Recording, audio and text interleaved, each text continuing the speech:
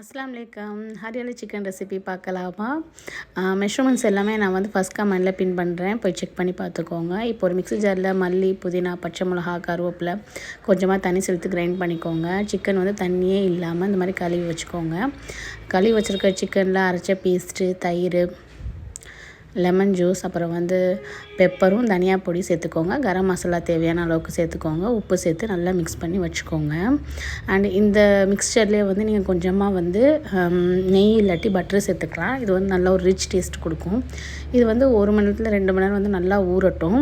ஒரு ஸ்மோக்கி எஃபெக்ட்காண்டி நான் வந்து என்ன செஞ்சேன்னா, அடுப்பு கறியை வந்து லைட்டாக ஹீட் பண்ணிவிட்டு அதை ஒரு டம்ளரில் வச்சு கொஞ்சமாக எண்ணெய் இல்லாட்டி நெய் வந்து ஊற்றி இந்த மாதிரி மூடி வச்சிடணும். இது வந்து நல்ல ஒரு ஃப்ளேவர் கொடுக்கும்.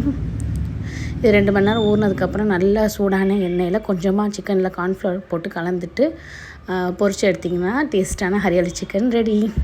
கண்டிப்பாக ட்ரை பண்ணி பாருங்கள். பாய்.